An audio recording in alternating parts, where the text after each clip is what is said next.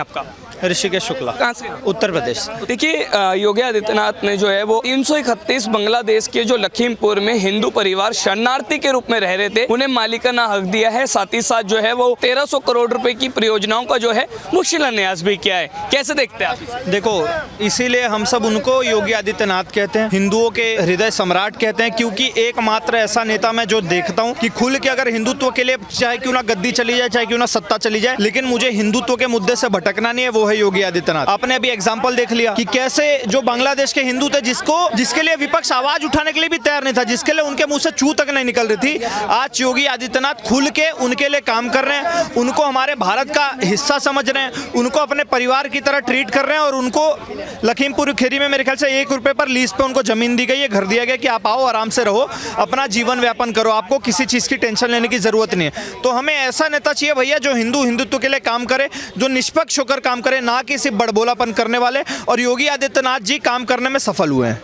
अब देखिए योगी आदित्यनाथ ये कह रहे हैं कि एक राज्य का जो शासक होता है वो तभी प्रसन्न हो सकता है, तभी खुश हो सकता है जब उसके राज्य की जो जनता है वह खुश हो। किसी व्यक्ति विशेष को खुश करने के लिए नहीं काम किया जा सकता, बल्कि पूरे राज्य की जनता के लिए काम किया जाता है। इसको लेकर आप क्या कहें? बिल्कुल सही बात है, पूरे राज्य की जनता के लिए काम कर रहे हैं तभी तो जीत रहे हैं ना। मुसलमान क्या उनको वोट नहीं देते? 25 करोड़ मुसलमान है, अगर वो वोट नहीं देंगे तो बीजेपी जीतेगी ही नहीं। वो भी वोट देते क्योंकि उनको पता है कि भैया यहाँ पर अगर राशन किसी को मिल रहा है, दोनों को मिल रहा है, किसी के बहन बेटियों को सुरक्षा मिल रहा है तो दोनों की बहन बेटियों को सुरक्षा मिल रहा है। अगर डेवलपमेंट हो रहा है, उज्ज्वला योजना मिल रहा है, घर मिल रहा है, तो वो सबको मिल रहा है। तो काम करके दिखाने वाला और बोलने में फर्क होता है। योगी जी काम करके दिखा रहे हैं, इसलिए पिछले 10 साल से सीएम है।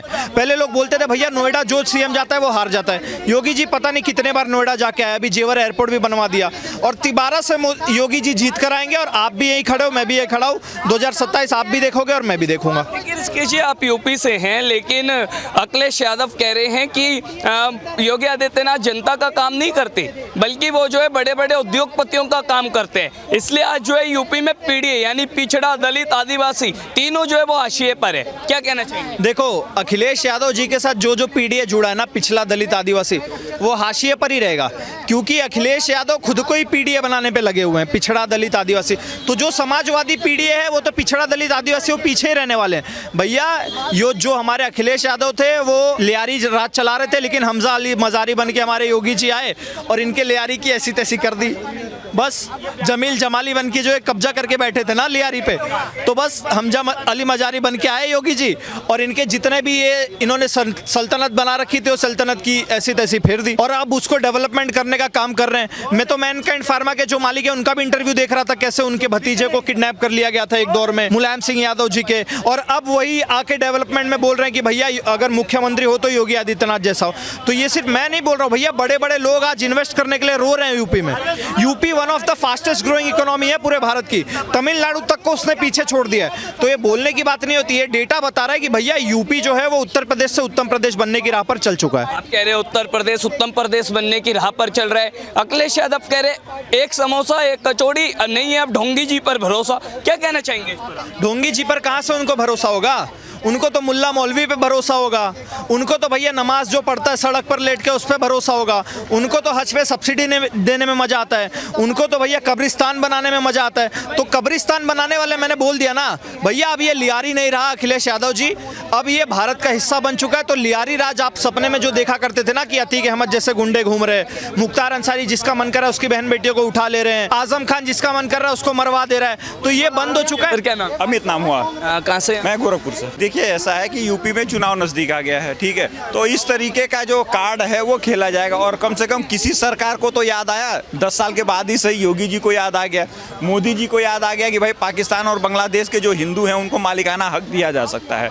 ये अच्छी न्यूज़ है, और इस तरीके के साथ ये भी डिसाइड होना चाहिए कि 1970 के बाद जो और लोग आए हैं जिन्होंने इस देश का बंटवारा किया था, उनको इस देश के उसे पकड़ के पिछवाड़े पे लात मार के बाहर निकाला जाना चाहिए। तो ये जब तक नहीं होगा तब तक ऐसे नहीं सुधर सकता, क्योंकि हमारे रिसोर्सेज पर कोई और आके अधिकार जमा के उसका दुरुपयोग करे, ये हमें बर्दाश्त नहीं होगा। जैसे नोटबंदी हुई थी, ठीक उसी तरीके से एक बार और एनआरसी होनी चाहिए, जिसमें ये क्लियर होना चाहिए कि जो लोग भारत के नहीं है उनको भारत से बाहर निकाला जाना चाहिए। लेकिन सर देखिए, अखिलेश यादव कह रहे हैं कि जो पीड़ित है आज भी पीड़ित है, चाहे वो पिछड़ा हो, दलित हो, आदिवासी हो, वो सब एक आशय पर पड़े हैं। योगी आदित्यनाथ जो है बड़े बड़े उद्योगपतियों के लिए काम करते हैं, इसको लेकर आप क्या कहेंगे? देखिए ऐसा है कि भारत में सबसे बड़ा झूठ जो है ना, उसका नाम है समाजवाद। ठीक है, इससे बड़ा झूठ कुछ हो नहीं सकता है। भैया समाजवाद कैसे चलेगा? पैसे से चलेगा। पैसा कहाँ से आएगा? बिजनेसमैनों के साथ आएगा। तो भाई देखिए, इन लोगों की सीधी पॉलिसी है कि इन्होंने ग्राउंड पे कभी कुछ देखा नहीं है। ठीक है, इनको लगता है कि मुसलमान जो है हमारा वोट बैंक है, यादव जो है वो हमारा गुलाम है। पीडीए का नारा देते हैं। भैया इतना पीडीए करते हैं, आज तक किसी को नहीं पूछा। इनको राज्यसभा भेजना होता है तो वो अमिताभ बच्चन की बीबी जया बच्चन को भेजते हैं, नरेश अग्रवाल को भेजते हैं, तो अमर सिंह को भेजते हैं। तो जितने उद्योगपति हैं, जितने बड़े बड़े लोग हैं, वो जो है वो अखिलेश यादव के पार्टी से राज्यसभा सांसद बनते। तब पीडीए याद नहीं आता इनको। पीडीए याद आता है केवल और केवल चुनाव के टाइम। देखिए, आप गोरखपुर से आते हैं और गोरखपुर वही जगह है जहाँ से महाराज जी आते हैं, योगी आदित्यनाथ आते हैं। चाहे वो विधानसभा गए हो, लोकसभा गए हो, वो हमेशा गोरखपुर पीठ से ही आए हैं। कैसा काम रहा गोरखपुर में अभी तक? अगर योगी आदित्यनाथ की बात की जाए 2027 को लेकर के आपको क्या लगता है सर? देखिए ऐसा है कि मैं गोरखपुर की तो बात ही नहीं कर सकता ना मैं लखनऊ की बात करूंगा। आप पूरे यूपी के कहीं की बात कर लीजिए।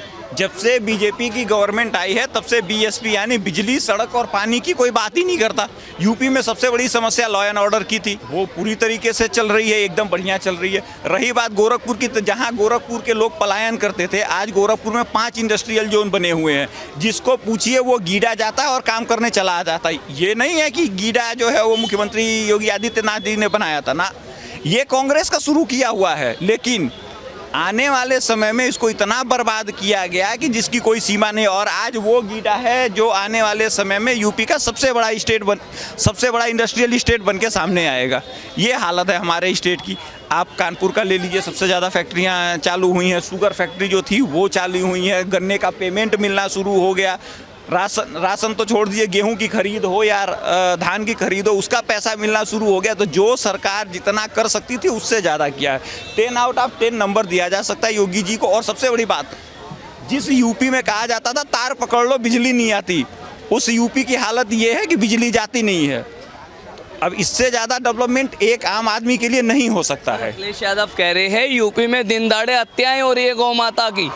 अखिलेश यादव कह रहे हैं कि जब से योगी आदित्यनाथ यूपी के सीएम बने हैं तब से लगातार युवाओं की हत्या हो रही है, चाहे वो गोरखपुर में हुई है, कहीं भी हुई हो। अखिलेश यादव तमाम ऐसे आरोप लगा रहे हैं। आप कह रहे हैं क्राइम फ्री बन गया यूपी। भैया जो 3-3 हज़ार दंगे करवाने वाला हो, जिस पार्टी के आरोपी दंगे में शामिल हों, उसको छुड़ाने के लिए, चाहे मेरठ का दंगा रहा हो, चाहे संभल का दंगा रहा हो, चाहे ये जो मुजफ्फरपुर में हुआ था, मुजफ्फरनगर वाला कांड हुआ, जो कोर्ट से सबमिशन हो गया कि भैया इन्होंने एक पार्टी को खुश करने के लिए ज़रूरत से ज़्यादा काम किया, वो कह रहे यूपी में हत्याएं हो रही। अरे भैया कहाँ यूपी में हत्या हुई? हमारा आपका झगड़ा हुआ, मैंने आपको गोली मार दी, इसमें पुलिस क्या कर सकती है भाई? तो जो लोकल झगड़े चल रहे हैं उसमें कोई कुछ नहीं कर सकता। देखिए पुलिस है ही इसीलिए कि वो क्राइम होने के बाद आती है। भारत का संविधान डिजाइन इसलिए किया गया है कि एक आतंकवादी आए वो बम फोड़ दे, जब बम फोड़ देगा तब वो आतंकवादी है। उसके पहले अगर वो पकड़ा जाता है तो वो आतंकवादी नहीं कहा जाएगा, वो संविधान के अंदर उसका अधिकार आता है। इसलिए भारत को सुधारने के लिए बहुत कुछ चीज़ों पे काम करना जरूरी है और योगी जी उसका अच्छा उदाहरण है। भैया तुम बम लेके पकड़े गए, गोली मारो, काम खत्म करो। अब अखिलेश यादव कह रहे एक कचौड़ी एक समोसा, ढोंगी जी पर नहीं है भरोसा, इसको लेकर आप क्या कहेंगे? भाई अखिलेश यादव पे बहुत भरोसा है, सबको इतना भरोसा है कि उनके घर वाले उनकी बात नहीं सुनते हैं। इतना भरोसा है कि वो अपने बाप को गले पे हाथ लगा के मंच से बाहर फेंक देते हैं। तो जो इंसान अपने बाप का नहीं हो रहा है उस पर यूपी वाले भरोसा कर लेंगे। यूपी की जनता इतनी बेवकूफ़ नहीं है, वो एक ही दौर था। और जिसका बाप रोते रोते बोल रहा हो कि भैया मेरे जीते जी अखिलेश को सत्ता पे नहीं बैठाना, ठीक है, जिसका बाप रो रहा हो, जिसके घर वाले नहीं पूछे जा रहे हो, जिसका चाचा पाला हो उसकी इज्जत नहीं हो, जितने पार्टी के कार्यकर्ता हैं वो छोड़ के जा चुके हैं। भैया अखिलेश यादव को जानता कौन है? कौन से ग्राउंड पे? ये 2012 के पहले कितने लोग हैं जो ये जानते थे कि अखिलेश यादव भी कोई है जो वो समाजवादी पार्टी में काम करता है या वो है?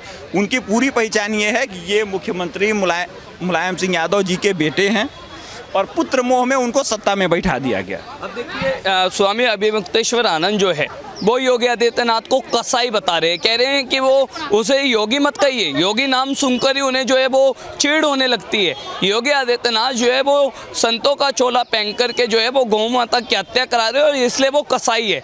इस पर आप क्या कहेंगे? जो गौ हत्या का विरोध कर रहे थे, जिनके ऊपर गोली चली थी, उनकी पार्टी के लिए तो ये अपना जान निकालते रहे, घूमते फिर रहे होते हैं। जिन्होंने राम भक्तों पे गोली चलवाई रही थी, उनके साथ ये खड़े नजर आते हैं। तो भैया जिन्होंने संतों को मारा तुम उनके साथ नहीं हो। रही बात गायों की, तो भैया कौन सी गाय की बात कर रहे हो? इन लोगों ने गायों के नाम पे हमें बीमार पड़ने के लिए वो जर्सी गाय ला के रख दी है, जिसके बछड़े किसी काम के नहीं, जिसकी गाय किसी काम की नहीं, जिसका दूध किसी काम का नहीं है। देसी गायों को प्रिजर्व करने की बात जो योगी आदित्यनाथ ने करी है, उतना आज तक किसी को नहीं देखा। आज योगी काऊ प्रिजर्वेशन के नाम पे, देसी गायों के नाम पे लोन मिल रहा है, लोग उसको यूज कर रहे हैं। और आप यकीन मानिए आने वाले 2 से 3 सालों में आप देखेंगे कि यूपी में मिल्क उत्पादन में सबसे बड़ा स्टेट बन के सामने आएगा। तो अब ऐसे में आप सर अखिलेश यादव का क्या भविष्य जो है वो आने वाली राजनीति में या 27 के इलेक्शन में दिखते हैं? उनका कोई भविष्य नहीं है। अखिलेश यादव का कोई भविष्य नहीं है। उसके पीछे सीधा रीजन ये है कि जो अपनी बीवी का सम्मान नहीं कर सकता भारत के समाज में, जो अपने बाप का सम्मान नहीं कर सकता, जो अपने चाचा का सम्मान नहीं कर सकता, उससे उसके हाथ में आप यूपी देने की बात कर रहे हैं। जो कमेंट उनकी बीबी पे एक मौलवी ने करी थी, अखिलेश यादव के मुंह से कुछ निकला? नहीं निकला। उनके अपने बाप को बेइज्जत किया, कुछ बोल पाए? नहीं बोल पाए। अपने चाचा को बेइज्जत किया? नहीं बोल पाए। तो भैया जो अपने बाप का नहीं हुआ, अपने चाचा का नहीं हुआ, अपनी बीवी का नहीं हुआ, उसको हम यूपी की सत्ता दे देंगे? ये नहीं हो सकता। यूपी की जनता ये कभी नहीं करेगी। अंतिम में आप सर यूपी से आते, हमने देखा 22 में रिकॉर्ड टूटा था कि एक सरकार दूसरी बार रिपीट हुई। क्या लगता है महाराज जी की सरकार अब तीसरी बार भी जो है वो इतिहास बनाएंगी, रिकॉर्ड तोड़ेगी, या फिर बड़ा परिवर्तन जो है यूपी में होगा? 2027 का इलेक्शन कहाँ देख रहे हैं? 2027 के इलेक्शन में कोई ऐसा नहीं है जो योगी जी के खिलाफ जाएगा। क्यों? क्योंकि डेवलपमेंट के जो 90% काम पूरे हो चुके हैं, उस पर कोई रिस्क लेने वाला नहीं है। सबके वहाँ डेवलपमेंट का जो सेक्टर है वो 70 to 80% काम पूरा हो चुका है। सबको पता है कि अगर हम सरकार बदलेंगे तो हमारे 80% पैसे जो हैं वो बेकार हो जाएंगे। इसलिए 2032 तक कोई वैकेंसी नहीं है यूपी में।